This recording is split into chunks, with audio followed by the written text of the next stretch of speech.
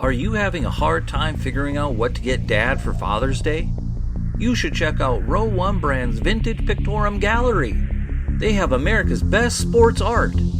With over 7,200 historic sports prints, you're assured to find something unique for Dad this Father's Day. Instead of a boring old tie, get him a historic baseball photo taken by Henry High Sandom at the historic Polo Grounds Stadium in New York City during the 1894 Temple Cup.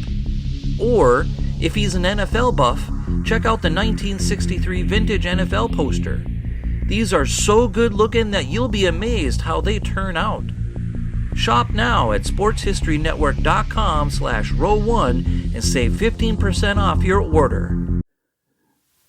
This podcast is part of the Sports History Network, your headquarters for the yesteryear of your favorite sport. You can learn more at sportshistorynetwork.com.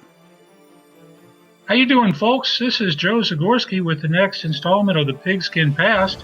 Tonight's subject is a little bit different. I decided to try something different because something happened recently that just sparked something in my mind in regards to the NFL and the current state of the NFL.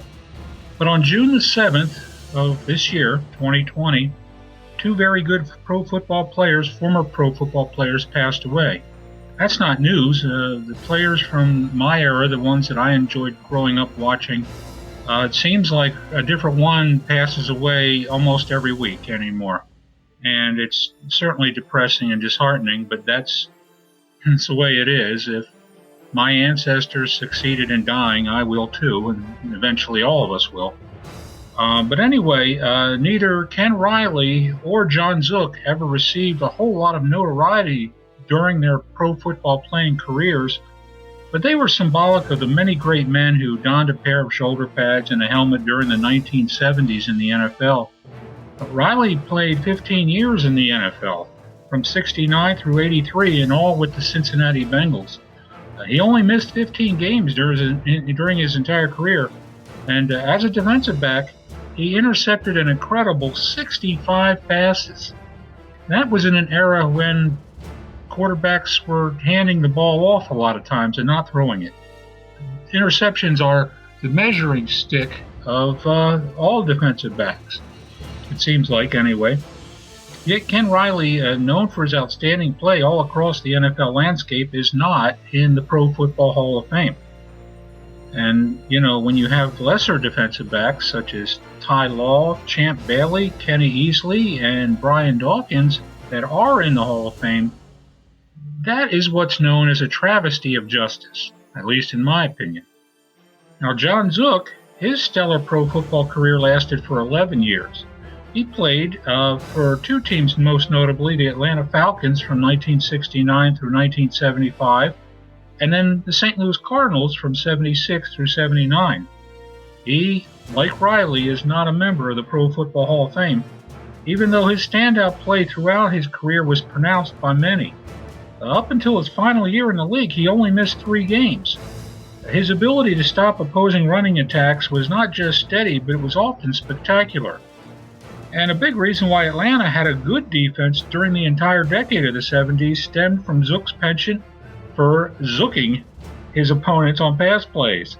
He stood 6'4", weighed 243 pounds, but he was a relentless pass rusher from the defensive end position, often receiving double team blocks from many offensive tackles and tight ends, not to mention the offensive guards and fullbacks coming out of the backfield. Okay, he was a great player, in my opinion.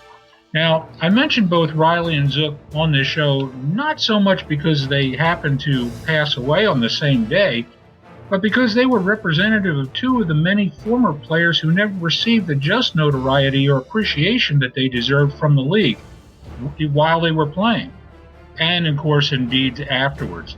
You can just ask any offensive coordinator during the 1970s what they thought of these two men, and their answers would undeniably be that they were two guys that were a pain to deal with because they were so good at their positions.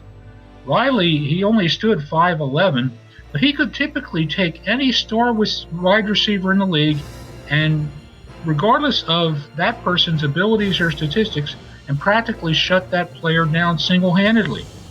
Zook, besides, as I previously mentioned, regularly drew double-team blocks, he nevertheless was still able to force his way into the offensive backfield to disrupt many running plays. He knew how to use his arms and his hands to obtain the leverage that he needed to move a blocker out of his way. And in a way, Zook was an artist. His ability to get through those blocks enabled him to become the great defensive end that he really was. I've watched film on him, and I've seen him beat blockers on numerous occasions that he had no business in beating, but he did. The results of those plays are almost as good as a quarterback sack, in my opinion. Now, of the two, Ken Riley stands to probably have one day a better chance of making the Hall of Fame, primarily because of his interception statistic. 65 interceptions in a career. And he's not in the Hall of Fame yet, but Brian Dawkins has 31 interceptions, and he is going into Canton. So that's more than double the amount of interceptions of a Hall of Famer. Pretty incredible. Zook has the misfortune of dealing with the league's short-sightedness with his chance to get into the Hall of Fame. The NFL didn't recognize quarterback sacks as an official statistic until after Zook retired, and that's unfortunate. I don't think there's any reason why the league can't hire a group of people to go back and go through all the play-by-play documents from the 1950s through the 1980s to give players like Zook a sack statistic that they could hang on their mantles. Some people have done that, and conjecture is that Zook had 76 sacks. Not bad. Not bad at all. So, in the end, these two great players died on June 7th, but both will be remembered by me quite a bit. I really wish both would be in the Hall of Fame, because I feel they both deserve to be in the Hall of Fame. Stands to reason now, stands to question anyway, what kind of people choose Hall of Fame selectees? What goes into their mindset when they say this guy was good enough to be in the Hall and this guy wasn't? Well, I have an idea that could really help matters out. I know it'll never be tried, but I think it's a good idea. Anybody that selects the Hall of Fame inductees should be required to take a pro football history test, just to see how much they know about the history of the game. Highest score gets you a chance to make a vote for the Hall of Fame. If you can't score like by a 70 percentile or whatever, then they find somebody else. I think if we can put a man on the moon, then we can figure this out to make it more fair for people like Ken Riley and John Zook. Once again, Joe Zagorski signing off for the Pigskin Past, and I'll talk to you later on. Take care. This podcast is part of the Sports History Network, your headquarters for the yesteryear of your favorite sport. You can learn more at sportshistorynetwork.com.